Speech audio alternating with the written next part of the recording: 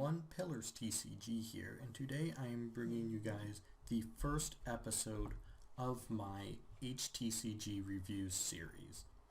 And today I'm going to be talking about the up-and-coming homemade trading card game Combo Masters. Now, Combo Masters has a very unique gameplay style which I will not go too in-depth in this video because that's not the purpose of it. But to sum up from their rulebook, it reads, "Welcome to the world of Combo Masters. Combo Masters is a game about making chains of various attacks and actions, and attacking your opponent with them, using items to support your chain. The first player to deplete their opponent's health wins."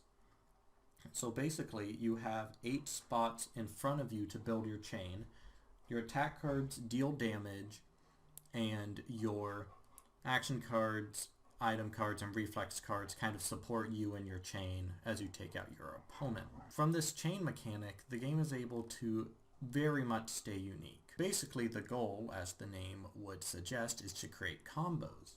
The game is able to be successful making these combos because there are 100 cards in the set, and each of them have pretty general wording to them, whether they work with an archetype or not. Especially to go with this, there are no real requirements besides a couple of cards requiring you to discard a card of their same type to play them. So this means that of the 100 cards in the set, essentially all of them are viable in any given deck, so you can create some crazy combos. For example, I won the latest tournament by playing a card called Buff Kid that must be played as the 4th card or later in your chain. This card boosts all cards played after it by 2 damage, but due to its position in the chain it cannot affect as much. However, I played the card Blue Flame Punch, which allowed me to clear every other card in the chain besides Buff Kid, moving it to the back of the chain so all other cards playing in the chain would still get its boost. Now, besides having unique gameplay, one of the best parts about Combo Masters is the art and template. The art of the game, strictly speaking, isn't great. It's very cartoony, very disproportionate, but it's nice and fun, and all 3 members of the Combo Masters team were able to work their card arts together to create something very rewarding. The game has an amazing font to go with this, and the template just makes it all very cartoony and childish, and it just kind of blends together into one very unique looking card. However, don't let the fact that it's so cartoony looking fool you, because the game can be very intense, and it actually has a pretty good competitive base already, despite only coming out about a month ago.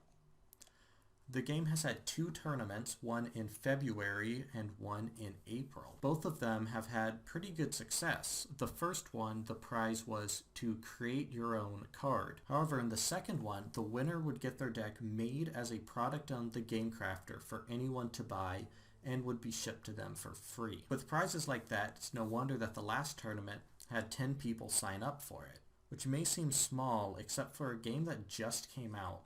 It was very intense, had a lot of anticipation, and overall I would say it was a huge success, and I cannot wait for the others. To go along with this, the lore of Combo Masters actually is another pro about the game, which is surprising because it's very simplistic. The basic lore that's given is that Blob City gets attacked by Gargantuan Worm, and the Combo Masters have to fend it off. There's a lot of references to cards thrown in here, especially with the first 2 starter decks being Blobs and Worms, pitting the 2 archetypes against each other.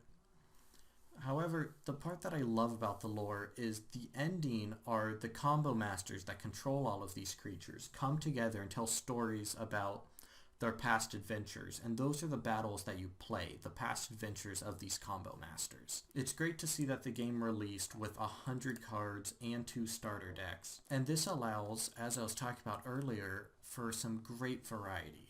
The deck building is what makes Combo Masters so unique and fun. Since, as I said earlier, there are not really requirements for any of the cards, you're able to create many different kinds of decks. And there's only 35 slots available in your deck, which means you have a purpose for every single card, and if you don't, it will come back to bite you. So you can spend hours making a Combo Master's deck perfect, but then it still might lose to other strategies. Another great part about this is this has allowed there to not be a strict meta. While there are certain cards and strategies used a lot more, you can easily win without it as long as you build your deck good enough. However, as much as the game is fun, it does have its problems. For example, there are a lot of wording issues on the cards. Now, there is an FAQ to try to fix this, and it does make sense. With how simple the rules of the game are, it would probably take only about 3 minutes to teach someone. But because of how vague this is, when cards break the rules, it is hard to tell whether it is on purpose or an error in the card's effect. So while there is an FAQ being made, it is one of the only gripes I have with the game. The biggest one, however, is along with how broad of a game this is, the balancing can be an issue. One of the staple cards of the last tournament, Heatwave, deals 5 damage to both players when it enters, and deals 5 damage once you activate your chain. So while you take 5 damage, you deal 10 to your opponent. This seems like a good trade-off. However, there have been games where someone has just played 3 of them, which is 30 total damage to their opponent, and later in the game, no one will be able to beat that. So as long as they can eat the 15 damage, they get an easy win with those 3 cards. Another issue with the balancing is that in Combo Masters, the player that goes first has a distinct disadvantage. They do not get to draw, and they do not really have cards to really spring off of each other. So generally, whoever goes second has a major advantage in the game compared to whoever gets unlucky and goes first. Combo Masters got a lot of hate when it was first announced, saying that it couldn't really be seen as a trading card game, and it's more of a living card game or a family game night card game. However, I think the game has definitely proved all of the haters on it wrong.